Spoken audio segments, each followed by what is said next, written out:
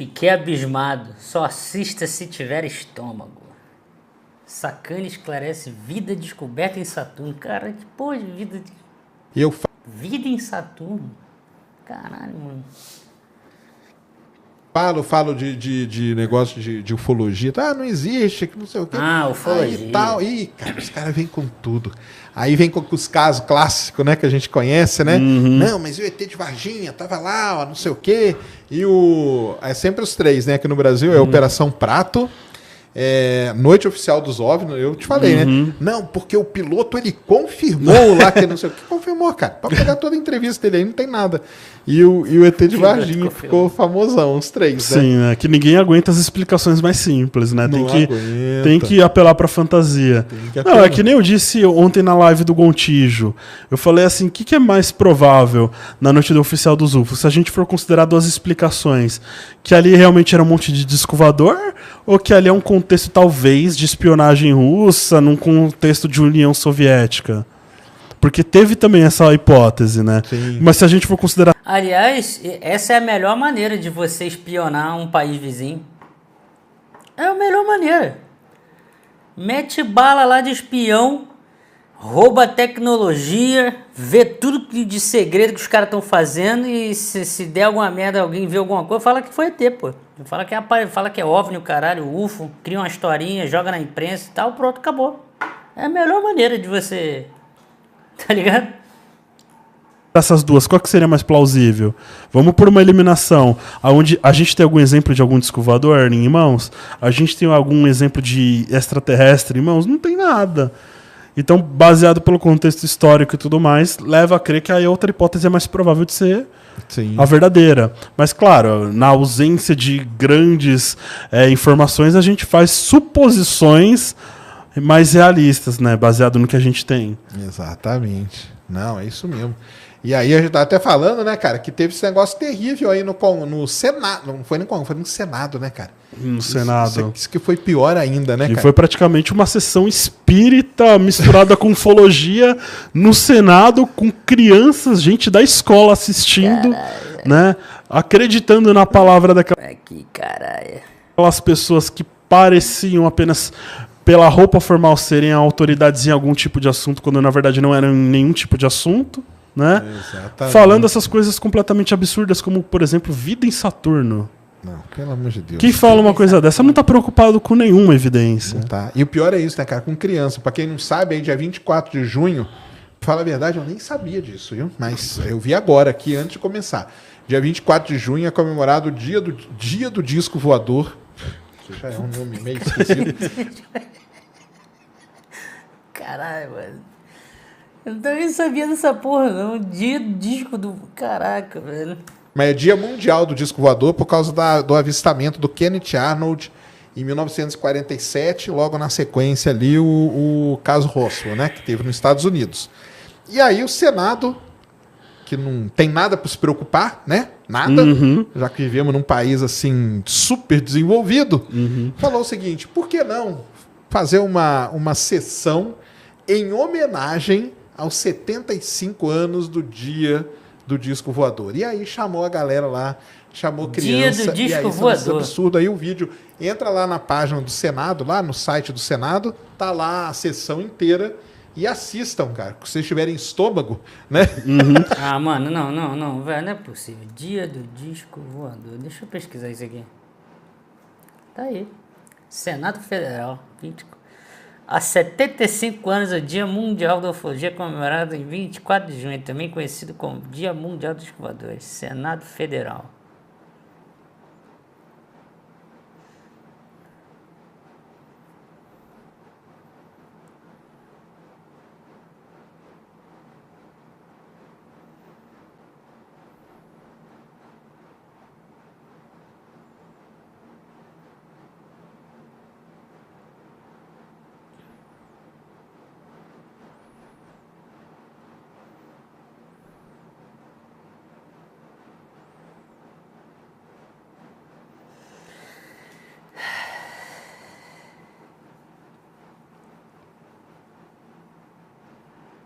Eu tive paciência de ver 3 horas da sessão. Não, é dureza. 3 horas de tortura. É tortura. E aí eu falei assim... Isso foi no Senado? No Senado teve isso? Caralho. Como é que eu não sabia disso, velho? Sim, não, peraí, eu vou enumerar esses pontos aqui pra poder rebater. Não dá, porque é tudo. É tudo, Tudo. cara, é tudo. É pegar o vídeo inteiro e... Aliás, fica aí, ó, o Filipão, cadê o Jaime? Ó, o Jaime. Eu? Vai lá, cara, porque tem conteúdo Aí, galera, é por isso que o Sérgio falou. ali pra você criar react, cara, pro resto da vida, cara. Esse Vida em Saturno é um negócio, cara. Acho que o cara... Cadê, galera? Acha o link aí, manda aí que a gente faz, vambora. não sabe nem o que é Saturno, sabia? Eu acho que ele não sabe, ele não pode saber. Senão ele não ia falar uns absurdos desses. Então é isso, pessoal. Que é assim, você pode falar, é igual a gente tava falando velho. aqui. Ah, não, porque ufologia, pô, mistura ali com a ficção. Mas olha onde que os caras chegaram. Sim. Olha onde que os caras chegaram. O negócio já se tornou quase que uma religião, praticamente, né? É, então, mas, pô, tá ali. Aí você tem as crianças ali assistindo. Você tem. Isso é muito. Cara, eu acho isso aí muito preocupante, cara. De verdade, entendeu? Por exemplo, eu não gostei da forma. Cadê? Se alguém achar, manda aí no Pix aí o link. Senado Federal aí, dos caras discutindo vida em Saturno. Forma como o Gerard enfatizou com todas as letras que a ufologia era uma ciência. Porque pra mim causou uma desinformação tremenda aquilo. Exatamente. Né? E aí eu tentei explicar assim, principalmente na live do Gontijo, eu falei assim, bom, se o Gerard é tão convicto de que a ufologia é uma ciência, então primeiro de tudo, qual é o objeto de estudo da ufologia? Se a gente fala que é um OVNI, é um objeto voador não identificado, então pode ser qualquer coisa. E agora já nem é OVNI mais, né? Agora é o APIC, né? Que Então, é fenômeno, né? Que eles falam. Eu me recuso a usar isso. Sinceramente. Mas olha uma coisa interessante. Quando a gente fala de pseudociência, normalmente até as pseudociências têm algum tipo de objeto de estudo. A psicanálise vai ter o fantasioso inconsciente lá, o fantasmagórico inconsciente. A parapsicologia vai ter os poderes psíquicos que ninguém nunca viu. Mas vai pressupor que todos aqueles truques ali tem algum mecanismo ali oculto subjacente. Uhum. E na ufologia, eu acho que é a única assim, que realmente não tem um objeto de estudo. Porque como é um OVNI não identificado, né, em um dado momento, se a gente deduzir que aquilo é um fenômeno atmosférico, então tecnicamente já seria um objeto da astronomia, da geofísica, da meteorologia. Exatamente. E aí se for uma coisa como, por exemplo, e eu citei um exemplo ontem, de uma foto que uma pessoa tirou do céu e do nada apareceu uma manchinha preta. E quando a gente for analisar, um inseto passando no momento da foto. Já seria uma coisa dos profissionais de foto. Isso. Né? Então não tem objeto de estudo. Tecnicamente é uma pseudociência vazia de conteúdo. E que tipo de conhecimento a ufologia produziu? Que tipo de periódico a ufologia tem para ser tratada como um tipo de... Tem vários vídeos no YouTube, pô. Ciência. Não tem. Fora que você ainda coloca em cima disso tudo o método científico, né? As etapas ali, né? Eles não passam em quase nada, né? Então, tem uma questão que eu acho que até vale a pena mencionar, que eu acho que é um erro até no ensino de filosofia da ciência, assim, mas em gente que não tem muita experiência. Sempre se fala que uma hipótese científica normalmente começa com observação. Só que eu acho isso um erro. Primeiro com a pergunta, né? Não. Porque, olha só, tem uma coisa mais delicada ali. Observação nem sempre faz parte da investigação científica, porque tem coisas que são inobserváveis. Se a gente falar de teoria de cordas, ninguém observou elas. O próprio Einstein, né? Fez tudo, né? Não observou nada. Não observou nada. Foi uma coisa por pura teorização, aproximação e tudo mais, né? E tudo experimentos mentais, né? Experimentos que ele fez mentais, ali usando de matemática também. Mais ou menos, né? Mais ou menos. O Einstein... É porque a galera tem essa ideia engessada, né? Observar a natureza, um fenômeno. Mas, mais ou menos, o Einstein estava olhando para incongruências do eletromagnetismo com a mecânica clássica de Newton e Lagrange, né? Então, de certa maneira, ele estava olhando fenômenos da natureza e se questionando, né? Tem um fenômeno acontecendo ali e ele vai ter alguma coisa de estranha aqui. Então, por isso eu falo, mais ou menos. E o mais importante, então, para mim, não é a observação. É a compatibilidade com a maior parte do conhecimento. Porque aí, novamente, a gente já consegue descartar um monte de coisas que já não são compatíveis com as leis que a gente conhece. Né? Então, eu acho que essa parte seria importante. E aplicando isso na ufologia, já descarta viagens absurdas, assim, a longo. O que eu fico pensando aqui, né? Eu não sei como que essa ideia se propagou. Um belo dia, Einstein chegou e falou: puta merda, já sei. A velocidade da luz é igual para todos os referenciais inerciais. Do nada. Não, pô, claro que não. Tem toda uma discussão ali sobre eletromagnetismo que foi feita anteriormente. A longas distâncias por curto período de tempo. Exatamente. Já é uma coisa ali para se levar em consideração. E mais essas explicações mais de caráter... Só para criar um resumo aqui pra galera. Um resumo do resumo do resumo. Desde a descoberta das equações de Maxwell com o eletromagnetismo, em que você tem ali a variação de campo magnético e variação de campo elétrico que produz uma onda eletromagnética, a galera começou a associar isso à luz como onda eletromagnética, porque antes disso o que prevalecia era a teoria corpuscular da luz, que era de Isaac Newton também. E aí quando se chega nos experimentos ali das ondas eletromagnéticas e calcula-se a velocidade da luz, a primeira pergunta que o pessoal se fez foi: beleza, se temos velocidade tem a ver com espaço e tempo, velocidade é uma quantidade vetorial que depende do referencial inercial. E aí a galera começou a questionar, a física na época começou a questionar ali, a velocidade da luz em relação, a velocidade da luz no vácuo, né, também inclusive. Em relação ao quê? Qual é o referencial? E aí começa a surgir a ideia do éter. Então, tem essa discussão que é já o objeto de observação da natureza. O Einstein começou ali.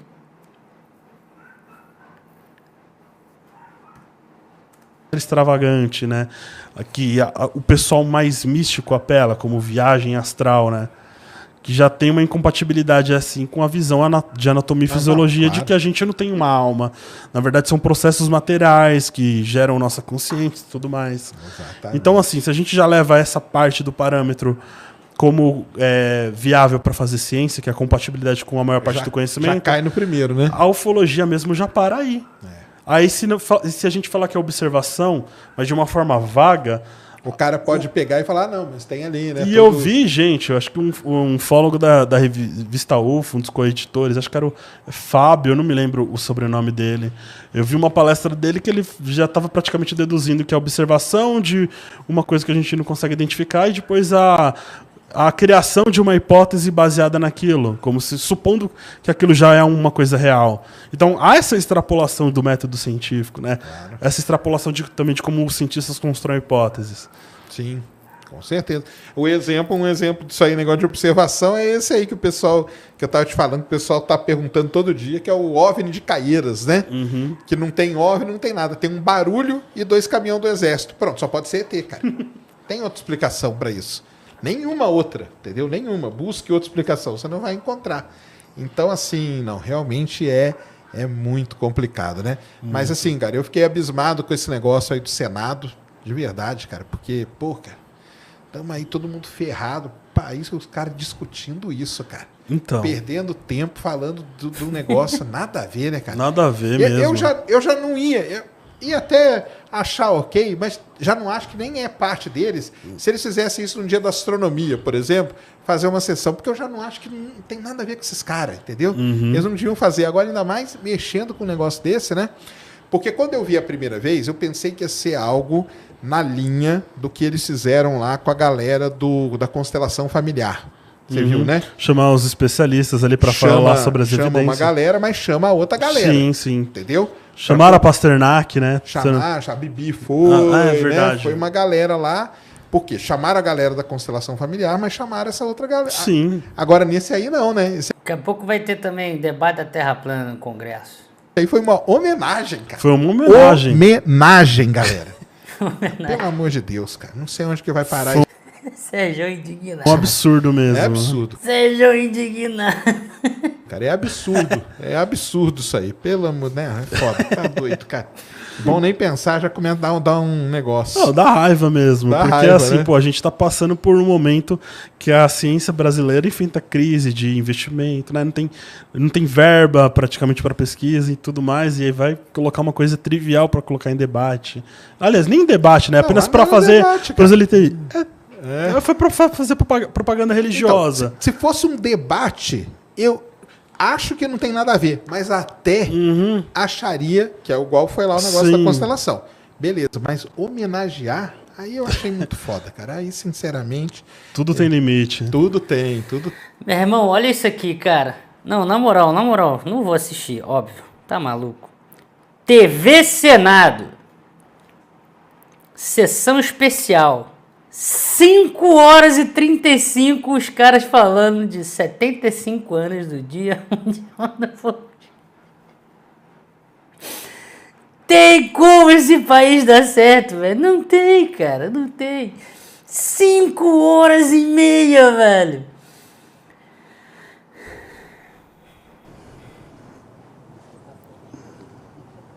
Sobre a cidade, por volta das 20 horas. Ah, o dinheiro de vocês aí, ó.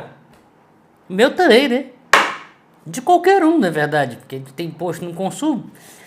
O nosso dinheiro vai pra isso aí, ó. Aí, ó. Os caras recebendo, contando gabinete e tudo, né? Mais de 100 mil reais por mês. Contando gabinete junto. Pra ficar 5 horas e meia. Mano, puta que velho. É nessas horas que dá vontade de virar ANCAP mesmo. Puta merda, cara. Dá não, velho. Dá não. Tem mesmo. Tudo tem. Quando a gente estuda filosofia, que a gente fica atento às características mais profundas da pseudociência. Vamos explicar pro pessoal o que é pseudociência. Primeira coisa, só pro pessoal ter a base aí. Pseudociência basicamente é uma área que diz do conhecimento, mas não produz um conhecimento de fato, que tenta fingir ser ciência em algum nível. Mas, no fundo, ela não apresenta nenhuma característica de ciência, ou algumas características de ciência são apenas parciais, né? Por exemplo, ela pode ser uma disciplina acadêmica. Para muitos, isso representa um grau de cientificidade. Só que, no fundo, essa disciplina ela não age com a mesma atitude científica de outras áreas, né? E aí, basicamente, é isso. Uma pseudociência ela vai fingir a ciência autêntica, mas não é só isso. Vai ter que satisfazer alguns parâmetros para a gente considerar que ela realmente está ali naquele limbo, né? E aí, como eu disse, essa discussão geralmente invoca o Popper. O pessoal fala que se teorias ou hipóteses não podem ser colocadas à prova... Invoca o pó? Ah, tá. Tá falando do Karl Popper. Entendi errado. Geralmente invoca o Popper. O pessoal fala que Popper. se teorias ou hipóteses não podem ser colocadas à prova com o objetivo de buscar evidências que possam refutar, elas são descartadas como não científicas, né? A preocupação é com a falsabilidade, com provar falso. Só que nem eu disse, existem N exemplos de pseudociências que são falseáveis, ou já foram falseadas, como da astrologia, da parapsicologia. Pode dar um exemplo da astrologia aí. Não, o simples fato de você presumir que um corpo celeste pode interagir e moldar o nosso comportamento humano é uma coisa que a gente pode testar e provar falsamente. É uma premissa que a gente já colocou à prova e já viu que realmente ela é falseável e a gente descarta. Sim. Ela é falseável e ela foi falseada, né? Isso daí é um bom exemplo. Agora, outras coisas assim... o pessoal geralmente esquece também de coisas que não são, a princípio, falseáveis, mas a gente toma como uma hipótese científica ou toma como parte do conhecimento científico. Por exemplo, algumas leis do movimento planetário têm premissas ali que elas não são falseáveis. Alguns estudos cosmológicos eles não são falseáveis. Você testa, você pode testar alguma coisa em determinada circunstância, mas você não tem ali como falsear. Teoria de cordas, você não tem como falsear, principalmente pelas escalas de energia, né, que falam. Claro. Né? E E tem outras coisas assim que... Tem só a discussão que é entre aquilo que não dá para ser falseável por definição e aquilo que não dá para ser falseável porque não temos tecnologia. Tem uma discussão sobre isso também. fazem parte da biologia molecular, né? Então, assim... Então, em todas as áreas vai tendo o seu... Vai ter os enunciados não falseáveis. Mas por que a gente, então, dá algum tipo de credibilidade para essas ideias que não são falseáveis? Porque a gente valoriza a evidência positiva, a confirmação, e não a falseação. Entendi. A gente premia... O Bunge, por exemplo, ele dá um exemplo num livro dele, acho que é no 100 Ideias. Apenas, assim, ele usa como um exemplo, não para você levar a cabo, mas apenas para ilustrar a ideia. Por exemplo, a gente dá o prêmio Nobel a quem refuta hipóteses ou teorias ou para quem confirma? Exatamente. Claro, aí tem aquela questão lá sobre supostas jogadas políticas, em decidir quem leva o prêmio. Sim. Só Mas que a ideia... normalmente é para quem tá... Sim, a ideia é só desenhar o que a gente valoriza mais. Então, sim, a falsificação faz parte? Faz, mas a confirmação... E uma outra coisa que é mais importante, a compatibilidade com a maior parte da ciência. Ou seja, você não vai propor uma hipótese que viola leis e princípios físicos bem estabelecidos. Por exemplo, uma hipótese de alma viola o princípio de conservação de energia da lei da termodinâmica. Então, você já vai conflitar uma hipótese dominante ali. Você já vai conflitar um conhecimento dominante. Você já vai conflitar outros ramos da física. Então, não é científico isso. Então você vê que é muito mais complexo a gente tentar delinear a ciência. É extremamente complexo. O Einstein fez isso. A galera ali, o Bohr, Heisenberg, os garotos, a galera fala os garotos. Os garotos de Copenhague fizeram isso com a quântica. Garoto porque todo mundo ali tinha 20 e poucos anos. Pseudociência. Não é apenas uma sentença de ser falseado ou não falseado.